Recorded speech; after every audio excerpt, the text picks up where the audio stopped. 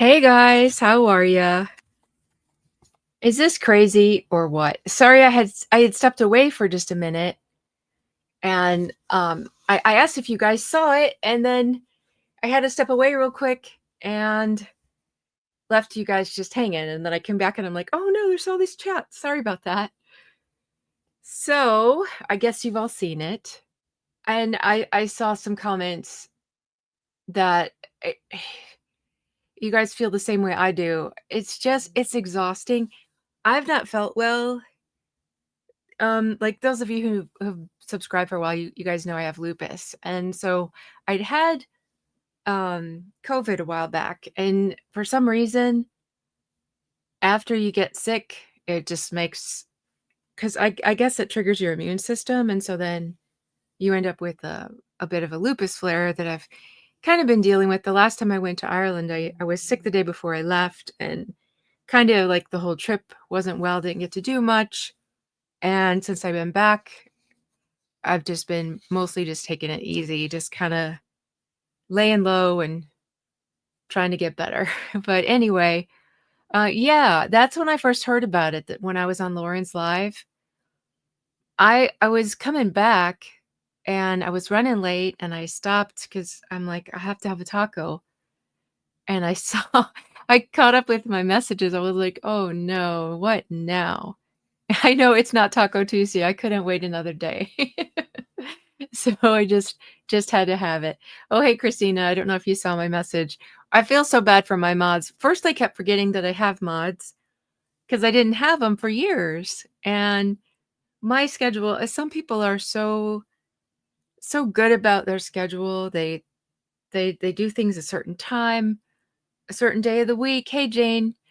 And, not me. I've never been good at keeping schedules, and then I feel all kinds of pressure. Oh, it's Taco Tuesday in Australia, so I'm having tacos for Australia.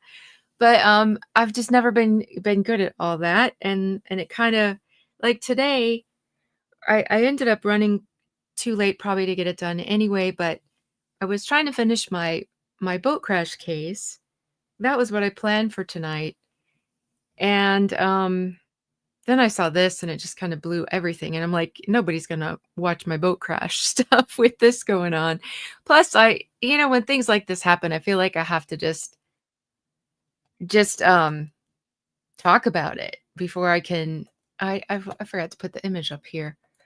Just talk about it before I can, like, settle down for the night and go to bed and not think about all this. You guys know what this is, right? This, from, Willy Wonka. The bad girl who wanted everything now. That's my thumbnail for tonight because I had to think of something fast and easy because 'cause I'm not gonna spend a lot of time on this. When I start reading these things and they've just repeated themselves over and over and over again, the same things, and every time I read it, I get madder and madder each time. And it's 30 pages of the same stuff that they started with and have continued to repeat up to now. And so much of this can just be absolutely skipped over. It's not even worth wasting our time looking at it because it goes into so I'm just going to kind of skim, but basically what I wanted to say is she can ask for this all she wants. But if you didn't see the episode that I did that talked about the remaining bits of her claims, which most of them are still there. I think she only took away 2, the, emotional distress claims. But the problems behind them have to do with jurisdiction. She's bringing a lot based on California law. And she filed in New York, and that was a huge mistake if she wants to apply California law. Because if you go through and this is what I did, I spent, like, 2 weeks in any spare time I had, like, looking stuff up. What you've got to do is go through and look through historically What has New York done when it's faced with another state's law? What do they do? It doesn't matter, if you practice in another state, if you're an attorney and you're the best attorney in your state, you still have to go look at the state that this case you're talking about is in, because not every state plays the same. Now, any other state, if it's federal court and there are people from multiple jurisdictions, they don't have such problems applying another state's laws. New York doesn't play. They're kind of like Apple. With Apple, you can't just share with just any device. It has to be another Apple, or you have to use, well, I don't know if they still do this, because I've only owned one Apple product in my whole life, and it was the iPad 2. But I remember then, if I wanted to connect that to anything, I had to upload iTunes onto it. It was a whole mess. And that's, after I was done with that, I never wanted Apple again, because I love when you can just hook into anything at any time and just share everything. It's just so much easier. But New York is like Apple. They don't play well with others. And so they don't like to apply another state's law. They will do anything to get out of it. We've already seen by this judge how he feels about it. Now they had agreed that they wanted to use California law. Wayfarer said it, Blake said it. But when it came down to making his decisions, when he ruled on all of those motions to dismiss, he applied New York law to every single one of them. They don't mess with other states' laws, especially if it's a cause of action that they don't recognize. So that's one of the big things in that last episode that I did. I forgot what it was called, but I think it's the last video I did, because I haven't done much this past week. I just have not felt well. But even when it came to like deciding about the movie, he put down that it was partially filmed in New York. It was not. The cast and crew never filmed in New York. There are a couple of like fade in, fade out scenes at the beginning of a scene of the movie. Apparently those were filmed, but that was just like the cinematographer went, caught a couple scenes. We don't know when. It could have been before filming ever began. It could have been after filming. We have no idea, but we do know this, that no cast ever filmed in New York. It was New Jersey, with the exception. Yes, thank you, New York long arm statute. Thank you. That's what it was about. It was about the reach, because also when it benefits them, they want to. Oh, thank you, Mr. Lord. Mr. Lord says, Cassidy, I'm sorry you're not feeling well. I don't know what's wrong with Blake Lively. She was a complete embarrassment to herself last week. And yeah, New York law acts like they're their own planet. That's what I always say. They don't want to pretend they're their own country. They want to pretend they're their own planet. It really feels like it. So in other aspects, like when it came to the New York Times, they will do anything, no matter where it took place, to bring it to New York. And they use this long arm statute in order to do that. But when it comes to things like her false light claim, New York does not recognize false light. It doesn't recognize a couple of the things that she's trying to pursue through California law. When it's faced with that, it always chooses New York law. So the chances of Blake accomplishing, and if she does, I just straight up give up, because I will know for an absolute certainty, without any question that might still be lingering in my head, that this is all completely rigged in her favor. But she really should have filed in California. If she wanted all of these things, she should have, but she didn't. And so she's in New York. She chose New York, and now she's got to deal with that. They are not going to put in California law. I will be so surprised if they do, because as a rule, that's not how they do it. But what I was saying, other states, they will. They don't have a problem with it. They decide choice of law. If it's something like defamation, they will rule with, well, this hurts you the most where you live. And so we'll use that. And they do. And they don't have a problem with it. But not New York. Oh, my printers. Usually a few minutes after I finish printing, it does some kind of little, I don't know what it's doing. It just like settles itself down. I don't know. Sorry about that. Anyway, but when it's things like that false light that they don't cover. See, New York hates defamation.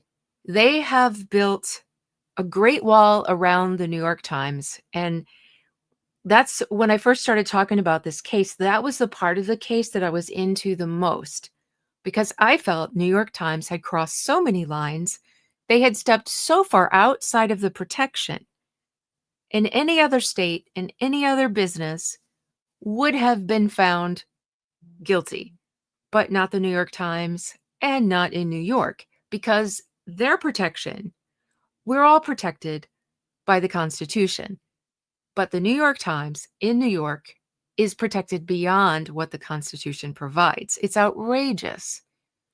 So I really thought this would be the case that could break through that, but it didn't. But they have built so many protections around defamation that it's impossible to get through. What they've decided is that torts that were added later, like false light, kind of filled in because defamation was so difficult. But New York says false light's too much like defamation. We're going to treat it like defamation and we're not going to recognize it. So if you try to bring that claim by using another state's law in federal court in New York, historically, they have always, always, always refused. So she's not going to get that. And a while back, I did an episode talking about 47.1. And it hasn't been used yet. And it was made, we already had anti-SLAPP laws in most of the states. I can't remember now. I did an episode about it, but it said how many states do not have anti-SLAPP laws. And anti-SLAPP laws have not been recognized in most federal court jurisdictions. They have in California and one other circuit, but not in the Second Circuit. In fact, they have a landmark case that kind of set the standard to not allow anti-SLAPP cases. And it's La Liberté versus Reed. And they've stood by that. So 47.1 is not per se an anti-SLAPP statute, but it has some similarities. And it all comes down to the type. There's two types of law that are considered when you're dealing with a federal case. There's procedural, which is ruled completely by the federal rules. And then there's substantive, which is ruled by whatever state's law they're going to apply. But if they have something that doesn't go together, the federal procedural will always overrank the substantive. And so that's the problem with these kinds of anti-SLAPP statutes. There is a bit of a problem with 47.1. They've tried to work around it to make it not susceptible to this. But here's the thing. This rule has not been exercised anywhere. I think Judge Lyman has already shown that he was not interested in being the first one to use it. He did rule without prejudice to give her the chance to come back and ask for it again. I honestly cannot imagine him doing it, actually ruling on it for the first time this case is ever used. I just don't think it's something that's going to happen. And for so many complicated reasons that I've talked about in other episodes, and my head is just too throbbing right now to go into much detail about it, but I did talk about it in a previous episode. But there's a lot of misunderstandings about 47.1 as well.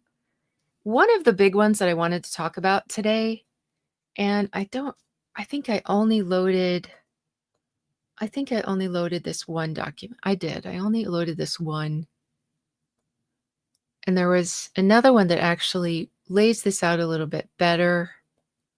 But it's the one where it talks about everything that she wants. Okay, here mentions it too. It just doesn't look quite as nice. So this prevailing defendant, so she has a probably okay with that because she did win the motion to dismiss. But there is the problem with whether or not this malice plays in. So that would have to be decided in his decision. So I think Judge Lyman is going to be a little aggravated that he's going to have to deal with this, and he's probably going to put it off for a while. But there's a lot that goes into this, and I've heard a lot of people, even attorneys, make a mistake about this treble damages. So treble damages, what I've heard a lot of people say is that they'll take the total amount of the attorney's fees and triple that. But that's not what this is. If you look carefully, and if you look at what 47.1 actually says, and look here in 2, it's right down at the bottom. It says treble damages for the harm caused by the wayfarer party's retaliatory defamation action against her. That means it's not triple her attorney's fees. It's triple the harm that's caused. So how do you come up with what the harm that was caused? If it's emotional distress, that has to be proven. She's already withdrawn her emotional distress claim. She just has the garden variety emotional distress now. So this is going to involve some sorting out. What are her damages exactly? I don't know that they're in a place to even declare what her damages are, but the judge, if he's going to rule on this, these are the things he's going to have to sit down and sort out. Does she have damages? What are the damages? There's a lot of things that haven't been proven yet. She hasn't proven how it's affected her in any way. She's talked about how it's hurt her business. She's talked about how it's hurt her reputation. But none of that has actually been proven to the court for the judge. At least he shouldn't feel comfortable enough to sit down and say, clearly, she has this damage and that damage, and I can sit down and do a realistic evaluation of what these damages are. He really can't do that at this point because nothing has been presented to him to calculate her damages. So there's been talk about her hair care, but how does that actually relate? Normally, when you're talking about retaliation and it dealing with your employment, it's like lost wages, things like that. But she got paid every penny for the movie. She never got fired. Has this affected her acting? How do you figure that out? Because she has not been consistently making movies, like so many a year that you can say, well, all the years previously, she made this many movies and made this much money. And now since this happened, she hasn't been able to do that because she wasn't a steady actor. She spent, and again, I've said this before, I'm not condemning her for this. She spent time home with her little children. She gave birth 4 times, and her kids were and are still really young. So a lot of her time was spent at home. But that makes it difficult to say that now you have losses. Because since this movie, she came out with Another Simple Favor. She just announced that she's got another movie upcoming. If you look on her IMDb, Supposedly, her production company that has basically sat there for like what, 5, 6 years and done nothing. It's still got movies lined up. So this is going to take a lot of calculating to come up with what are your damages. Can she throw in her hair care line? I don't think so, because it's not like she had that and it was established and she was making so many millions a year and now suddenly she's not. It was an up and coming business. You have no guarantees. You can have, well, I want to open up and I want to make $15 million, but that's not a reality. And there's no way to prove that she can say, well, I would have made this money if this hadn't happened. Coming up with her actual damages is going to be difficult. The other thing is she's demanding this to happen now, and that's problematic too. For her, it's another bad decision. Her attorneys give her the worst advice. I have to say, that's why I always say they hate her, because they give her the worst advice. If you look at statistics, when it comes to settlements, by far, juries award much bigger damages than a judge ever will. Why? Juries are human. They get caught up in emotion. They serve maybe once in their lifetime. So when they're there, they're really into it. And if they find in your favor, they usually have some feelings for you, some empathy for you. And they're much more prone to giving an emotional amount of money as damages. And so if she were to wait and let the jury rule on this, she could get literally hundreds of thousands of dollars more than if she leaves it for a judge, because a judge does this every day. And he's going to, in my opinion, begrudgingly do this because she's forcing him to do this now. That's the inspiration for my thumbnail. She's forcing him to do this now. And now it's going to come down to his decision. A judge, they're not so prone to emotion. He's been an attorney for decades. He's been a judge for years. He's going to sit down and make a mathematical formula of it. He's going to ask, what are your actual damages? So the number is going to be so much smaller by doing it this way. And so again, that's why I say, like, her attorneys give her the worst advice. If she wins this and a jury decides it, she'll get so much more. But, I could see him like granting her less than $10,000 because she doesn't really have damages to show. She withdrew emotional distress because she didn't want to share her medical records, or I think maybe didn't have them.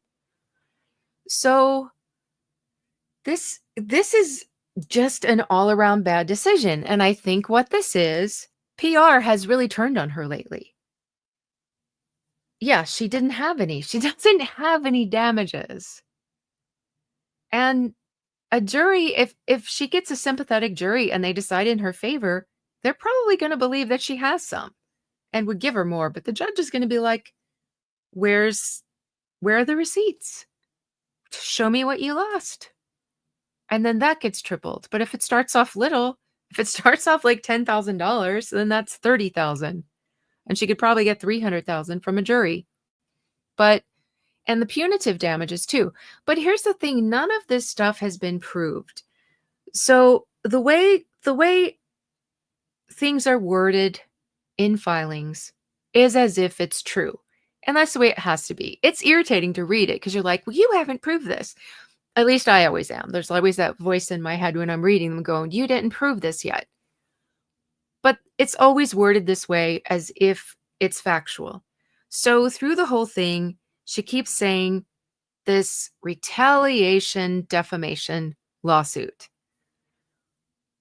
Although the judge dismissed the lawsuit, it doesn't necessarily mean that he feels that it was retaliatory. And he may find that it was what we all think. It was Wayfarer defending themselves, as they had every right to do. And just like all of these, she goes through and this whole, oh my word, these people are, I think it must bother Ryan so much that he has that Wayfarer has Sarowitz on their team because he's a billionaire. And I think that his money bothers them so much because we have heard over and over and over again about Steve Sarowitz saying he'll spend 100 million to do this. They're so bothered by this man and his billions. But a lot of this stuff, it's okay to say it on paper because they're fighting for the case. They're saying this is what happened. But that doesn't mean that the judge is agreeing with all of these accusations. The judge may very well feel this was him defending himself, which he had every right to do. It wasn't strong enough, in his opinion, to last. But that doesn't mean that he thought that it was retaliatory. There's other things. Let me see. Oh, some of these were just like a word that just stands out and just makes me so mad. Oh, and I just saw the word survivors, and I'm so irritated by that because even if you believe her allegations, they're so stupid. They're not things that you survive, and it's just so dramatic. But yeah, up here, without malice. So this is something the judge, another thing he's going to have to rule on if he's going to, which I really, really cannot see a New York federal court judge wanting to be the first judge ever to rule on this. I don't think it's going to happen. But he will have to determine whether or not Blake's complaint was made with or without malice. I don't think he has enough information in front of him to make that determination. So her demanding this now, this is another problem with it. And if she rushes him to do it, I don't think he'll decide in her favor, because how can he if he can't outline in his decision, and he really writes for his orders. They are the longest orders to explain his every move. So if he makes a ruling that it was with either way, with or without malice, he's going to have to explain his decision. If he doesn't have enough information to make that decision, to feel comfortable making that decision, I don't think he's going to want to make it. And forcing him to do it, I don't think will work out well for her. So let me see there were just a lot of this was just over and over, repeating the same story we've heard since the end of December. It's exhausting. Okay, let's see. Sorry, I want to see just the important stuff. Look at this multi-billionaire Steve Sarowitz. You see what I mean? And they just keep repeating his stuff over and over again because they don't have anything new. And here we go. The very next day in the wee hours of the morning. So they're presenting this, like this inflammatory statement that these reactions were in retaliation for a CRD complaint. And that is such complete and utter nonsense. The CRD complaint wouldn't even have been public. Nobody would have known that it even happened. It was because they spent months preparing this huge article and put it out in the New York Times, the largest newspaper, and they made a video to go along with it and distributed that everywhere. That's what they were reacting to, and they had every right to do it. I did an episode about that when they filed for sanctions and said all of these times that Brian Friedman has gone to the press and done this and this and this to the press. And they listed all the dates.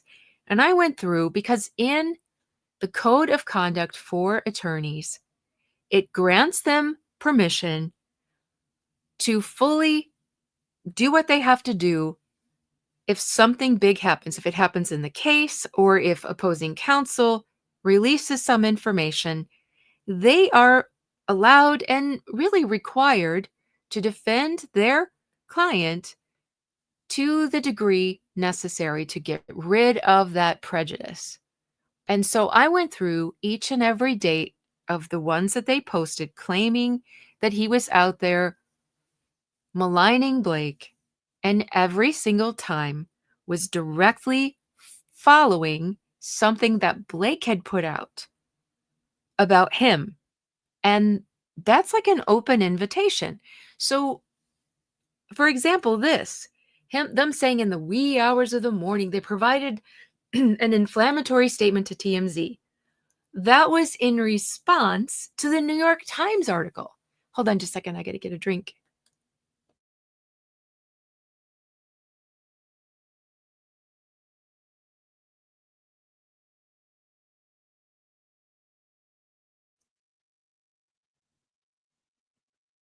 Okay. Sometimes sometimes my mic takes a minute to come back on. So I hope it's okay.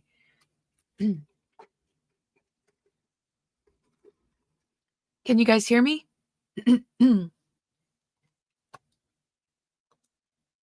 Okay. This is it. There's no proof that he said any of this. This is all hearsay. We don't even know where this came from at this point. And yeah, we have no reason to believe them. And they hold on to it, even though Ryan said the things that he said, and we know who he said it to. We know it was said, but that wasn't enough to be defamation. But somehow they think this stuff is. It's crazy. Always rules for, how does it go? Rules for thee, not for me. Did I say it backwards? Sometimes I get things mixed up. But yeah, so this was not in response to her CRD complaint. This was in response to a huge article in a huge newspaper, followed up by a video. So again, just some words I highlighted. This retaliatory defamation, that's not been proven. You can call it that. And these little redactions are so funny to me because when they do finally get uncovered, they're a whole bunch of nothing.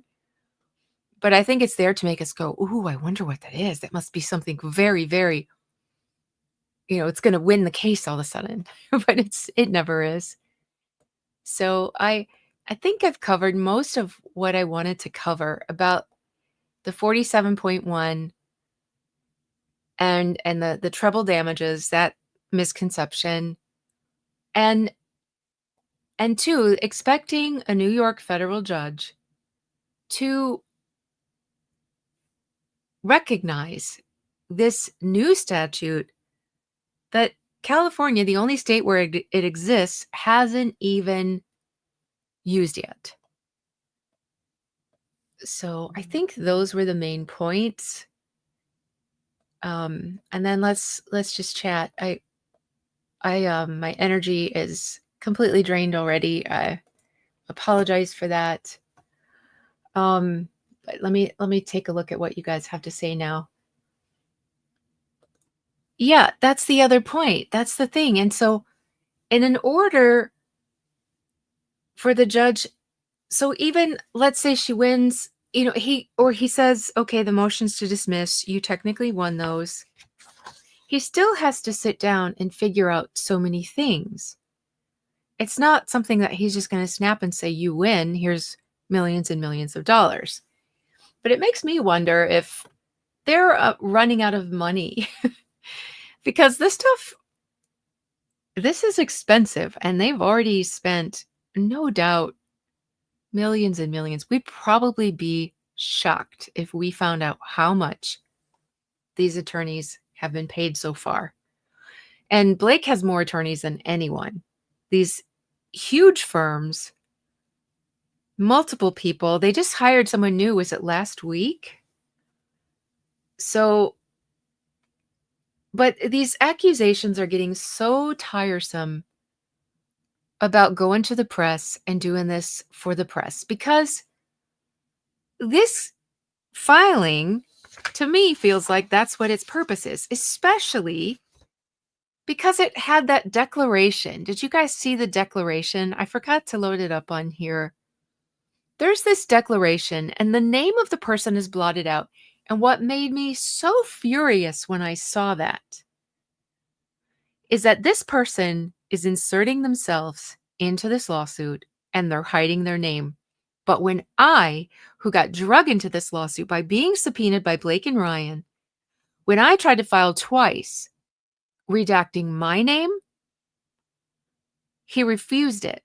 He wouldn't accept it onto the docket. All I needed was it accepted onto the docket so I could send it to Google and say, look, it's on the docket. Don't hand this over. He would not even accept it with my name blotted out. But this person who inserted themselves has their name blotted out. And I want to know how they're able to do that. They're in here making a declaration to the court and their name's not there, and that's okay. But I couldn't file my subpoena like that. With my YouTube name is what was subpoenaed, not my name. But that wasn't good enough. And it just makes me so mad. But in that thing, that has nothing to do with her asking for damages whatsoever. That was nothing but a PR stunt. And they're the ones that are always accusing Wayfair of doing that. And Wayfair, I feel like they haven't really done that. Maybe in the very beginning, some things they said, but even like when it came to the Taylor Swift subpoena, he was dealing with that in DC where it belonged. It was Ezra who made a filing in New York, and then he responded to it. But who got screamed at? He did. And that's the way it goes. Why does she keep filing these things? She's clogging the docket. This docket is so overloaded. What are we up to now? 750 will be the next one? That's crazy. She won't even provide her complete FS, only the, yep. She can't, only the things she likes. She can't even say how this case impacted her business. She can't, but then has the nerve to demand damages. Lady, you've got to provide some damages to the court first. If Wayfair provides someone lies, the jury can discount everything. Oh, if they prove someone lies, the jury can, yeah, they can instruct them of impeachment. They can say that someone has impeached themselves and can instruct the jury to keep that in mind about their testimony. Yes, Michelle, it's all so shady with who can redact and who can't. It really is. And the way they can redact all this stuff so carefully and then keep doxing people's phone numbers and addresses. And Aunt Lala says, I'm not a bot, I'm telling y'all. Someone on her team is sabotaging her. It feels like it. It feels like it. And things have gone very bad for the both of them. Their PR, at first it was kind of only here on YouTube and TikTok, and I think Reddit's predominantly in their favor, but I'm not sure about that. I know it used to be, but I, as you know, I stay away from there, so I'm not sure. But I think like mainstream, everything was kind of still in their favor, but that's kind of changed a little bit, and there's been some big embarrassments with Taylor Swift getting engaged, and it's like, where's Blake? Blake's birthday. Nothing from Taylor, nothing from her husband even. And even, I think it was this past week, I forgot whose birthday. Taylor had flown to go see one of her other friends' birthdays, and there's these pictures posted of her hugging her and wishing her happy birthday, and I'm thinking, that probably burned Blake very much. Michelle says they're able to do it because I'm guessing it's Ryan Reynolds. Anyone keeping him offset could have been Ryan during the promo shoots. It could have been. Maybe it's Ryan. I didn't think about that. Which would be so hypocritical for him to say that he was verbally assaulted after him verbally assaulting Justin. Thank you again, Mr. Lord. Thank you so much. Ezra is a space slug, just like Jabba the Hutt. Ran things on his planet. She's trying to run things. Yes, that sounds like Oh, I forgot. Who says that? Somebody else says that all the time. Aunt Lila says, Cassidy, I say they are sabotaging her because on the website they linked the baby bump interview as promotion for that that gloss event. Wow. That's the other thing I'm glad you said that. They talk about this website like it was some horrible thing. The website contained 2 documents. The first amended complaint and the exhibit. These were on a public docket. These are out there for everyone to see. That website didn't have anything else. So why do they keep bringing it up?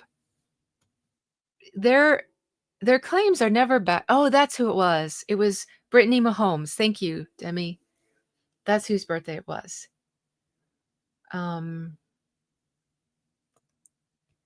Plantation Barbie says she tastes cocktails but doesn't drink them.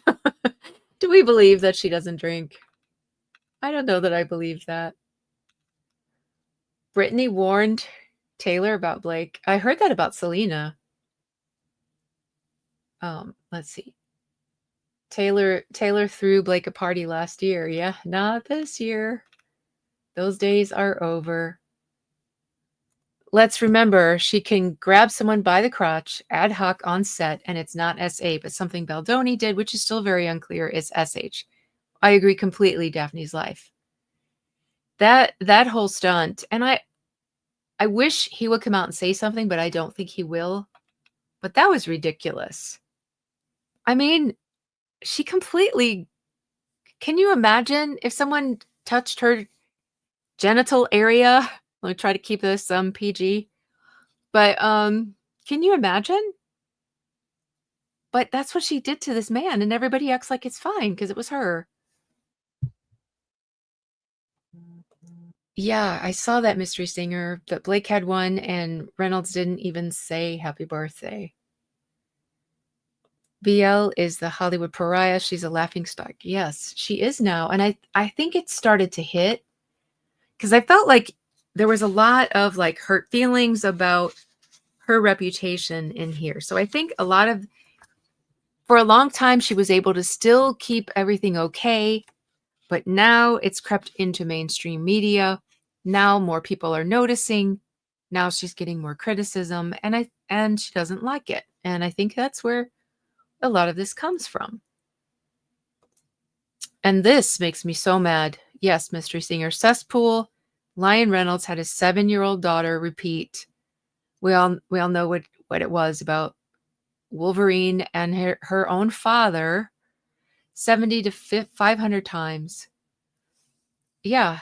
And just the hypocrisy is what's always driven me crazy about this whole thing. ACC says, I'm watching Beyond the Bar on Netflix. It's a drama about lawyers. On one of the episodes, they say bury the bodies, and we're not in any way talking about it literally. Normally, when people say things like that, it's not literal, but they take that stuff that Steve Sarwitz allegedly said that we still have no proof of and make it like it actually happened. But thank you for that. That sounds like something I would love, love, love to watch. I feel like Netflix, as long as I've had them, they just don't know me. They never put up the kind of stuff I would like. Stuff they say, we think you would like this. I'm always like, you don't know me at all, do you? But someday maybe. Because I haven't even seen that advertised, and that's something I would definitely be drawn to. Brandon Sklenar, yes. What about Brandon Sklenar now getting a role in Batman thanks to Blake and Ryan? Is that official? I knew that was a rumor, but I didn't know if it was real or not. But I did see that he got a role with the only director that still will work with Blake at the moment, Paul Feig, or however you say his name. I saw he got a movie with him. And I really like Amanda that's in that. And I was kind of upset because I've watched almost everything she's made. I'm just going to take a few more and then I'm going to have to call it a night. My energy is completely gone. But, and I'm sorry if there's any of my Murdoch people here with the boat when I didn't get it finished. And With all this happening, I was like, if I put this out tonight, I'm gonna get 2 views on it. And it's, I worked on it. I worked so hard on it for like 4 days. And so I'll do that tomorrow instead because it's a smaller case. I think it's good for this one because it has a lot of the same situations. It's a real smear campaign and it's very traceable. And you can see the difference in that case and this case. When someone is actively manipulating the media to try to change things specifically for a lawsuit. And that's what that case is. And the pieces are coming together because no matter how untraceable you think something is, everything is traceable today. There are footprints left everywhere. And it's pretty simple. This is what kills me about this invisible smear campaign. I always want to know, if you think it happened, show me the proof of what you think was part of it. And they're like, well, it's invisible. No. If a smear campaign happened, there had to be videos or posts or comments somewhere. Otherwise, it wasn't happening.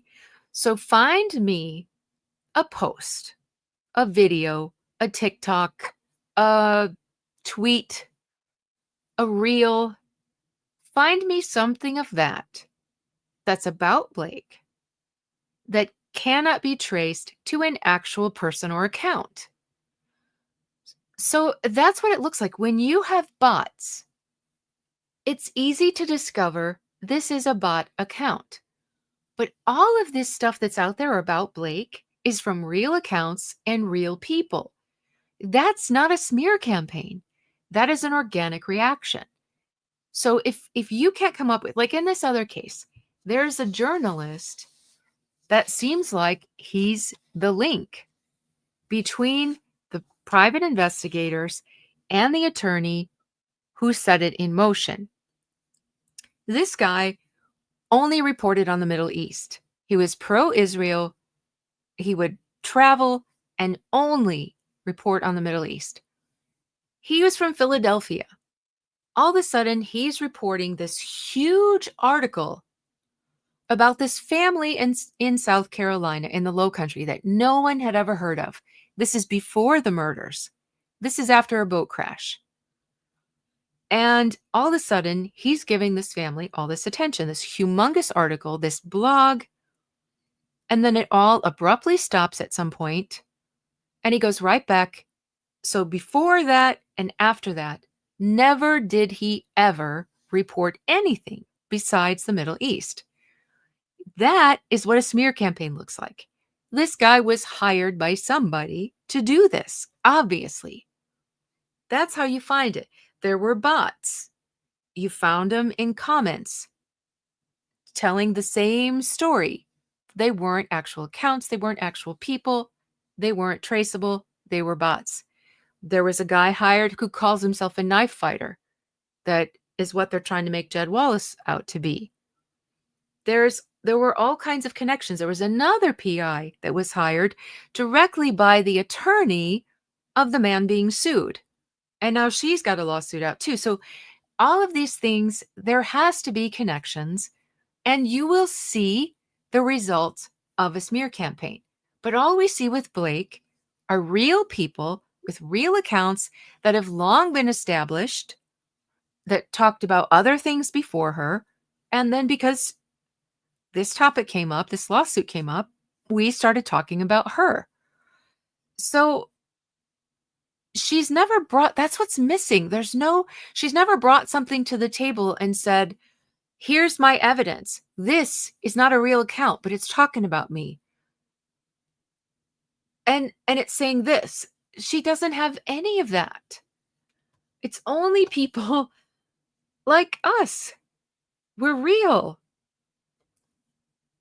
I'm Not a Bot says, discovery's coming to a close. Jen Abel should be getting the Van Zandt info. I hope she's able to blow this mess wide open. That was my first thought when I saw this mess. I was like, how dare they file this? They've gotten very comfortable thinking Van Zandt is not going to come back to haunt them.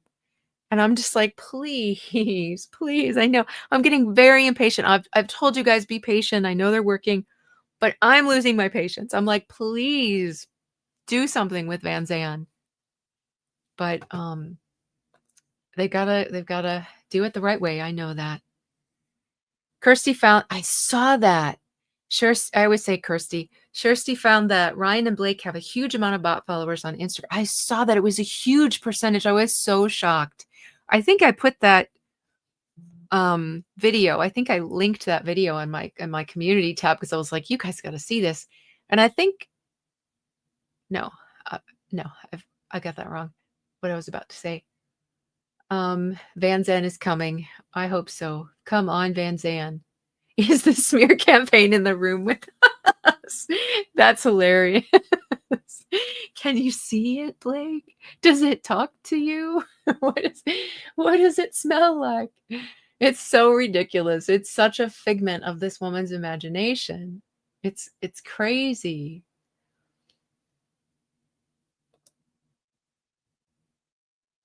Ashley, yeah, that's what I was thinking of. That's what I almost said, but I couldn't remember exactly. I didn't want to mix what I saw on Kirsty's with what I saw on Ashley's. She did a deep dive on the boys for Blake and Ryan. Do you mean bots? Yeah, Ashley did a great video about their followers. That's what I saw, but I was mixing the two in my head. Bots, not boys. That's what I thought you meant. Her smear campaign is in the mirror, exactly like Friedman said. Okay, guys, thank you for coming. And I was so mad. I'm like, if I just lay down without talking this out, I'm not going to sleep. I'm not going to sleep well. So I wanted to just get on and talk to you guys and just say too, like, I don't think the judge, he may surprise me, but I don't think the judge is going to rule on 47.1. I don't think he's not rule on it. I mean, I don't think he's going to apply it. There are so many difficult things behind it, so much work he'd have to do to get it done. And he's in New York, and it's California law that's not even been used in California. So that, and also that treble damages thing has always bothered me, and I never mentioned it, but I wanted to mention that today. It is not triple attorney's fees. It's triple real damages that she can prove. And if it's decided by a judge, it's going to be minimal because I don't think she really has anything to report. Nothing to report, sir. Oh, and by the way, I told you guys I was going to get this little device. It's called Pulsetto. It's a little thing you put on your neck. I'll show a picture later. And it puts like vibration to like reset your vagus nerve, which is like the main nerve that runs from your brainstem down all the way down to your guts. So it's the nerve that when you feel scared, your stomach feels funny. When you feel in love, you get butterflies in your stomach. When you're sad, you lose your appetite. It's that nerve. It goes through, connects to all your organs, and it's like your most important nerve. But it also connects to the brain. But if you're having trouble like me, I can't sleep. My sleep is so troubled. If you have an autoimmune disease and you have a lot of pain, if you have anxiety, it's supposed to help all of those things. Oh, are you, Rosa? You've heard of it? So I got it, and I got one for my mom too. And they have this vagus nerve reset that you can manually do, but it looked kind of difficult, and I thought I probably won't do that regularly. But I got my little device. It came early. I was so excited. So I'm trying to do that. And I have to say, I'm not ready to give a review on it because I haven't used it long enough. But when I did the first one I did was for sleep, and I didn't really feel it a whole lot because it was in the morning. And but the second one I did was for anxiety. And it's just 6 minutes. And it was a little more intense. And I felt like I couldn't keep my head up. I was ready to fall asleep, having it on just that 6 minutes. Like my eyes were closing. I felt so sleepy. And normally I go lay down and I have to just like, if I don't scroll my phone, I'm just going to lay there and my thoughts will take over. And they're, I don't know why, never nice thoughts about myself. I remember every bad thing or every mistake made or, those kind of things. And then I'll really be up all night. So it's better to scroll my phone. I know they say you shouldn't do the blue lights, but the blue lights are better than what my brain will do to me. Sometimes I'll read. But when I did that first day, it hasn't had that strong effect as it did the first night. But I could barely sit up to finish it. And then I went straight to bed, laid my phone next to me, took off my glasses, and I was just dead to the world. And I slept all night long. It was amazing. And then the pain setting, because I don't know how much you guys know about lupus, but it's very painful when you have a flare. Like all your joints are just like inflamed and they're hot to the touch, and especially when you first wake up. And so before I got out of bed, I put it on the pain setting, and that one's kind of long. It's like 20 minutes. And it wasn't like, oh my God, my pain is gone. But when I stood up out of the bed, it was amazing. Like everything felt okay. And normally when I first get up, it's like those first few steps are just really like, ugh. But it wasn't like that. It was so, like I said, I haven't used it long enough to give a positive review, but I told some of you about it. So I wanted to let you know that I did get it and I am using it, and I like it so far. So, Cassidy, there's a cranial stim unit that can help with sleep as well. I'm blanking on the name. Oh, yeah. I'm learning so much about like things like the vagus nerve and the amygdala and a bunch of things I can't pronounce, and the physical effect on the body. And I love that a lot of doctors are no longer saying this is mental, this is emotional. They're saying it is physical, because the effects on your body from things like trauma do have actual physical. Oh, my words are leaving me. Sorry, guys. There's actual physical. What is the word? I can't think of it. But it affects your health. And if you have an immune disorder, it makes it worse. It can cause an immune disorder. And so I'm like, I've got to focus on getting this part of me well. Because now that I feel like doctors, they're doing things like brain scans to show what your brain is doing in certain situations. Oh, your mom has lupus, Kylie? I'm sorry. It's awful. It's really, I always say there are worse things. There are worse things. There's things like MS and Parkinson's and ALS. So, I try not to complain because it's not one of the worst out there. But there are days I feel sorry for myself. So I've tried a few of those devices, but they haven't worked for me. It's an individual thing. I love homeopathy and certain meditations. I have been reading meditation is good. I don't know if I could successfully do that. My brain is too busy. So my hope is with how easy Pulsetto is to apply, he'd do it more often and build up stronger effects that way. Right now, he's in severe pain in his entire body 24/7. I'm sorry to hear that. So it is very easy, and you do it 3 times a day, and they say that it's cumulative.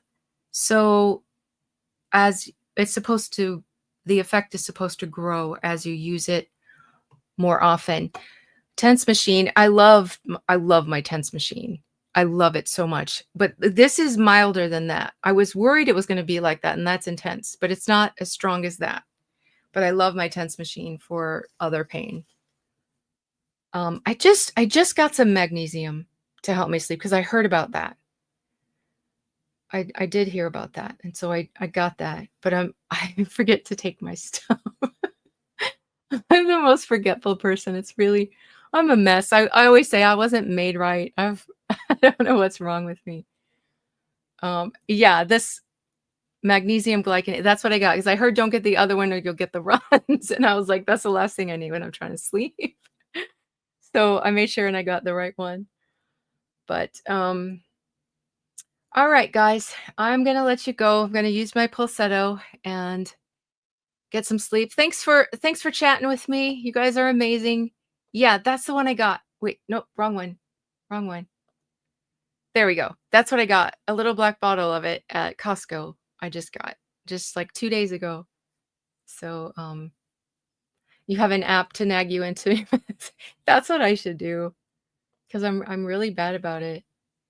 But, all right, yeah, I started the magnesium. It's just gonna take a little while.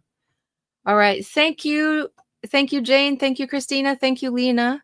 And thank you, everybody. Thank you, Mr. Lord, so much for your wonderful, thoughtful super chats. And thank you, everyone, for your support and your comments. And have a great night.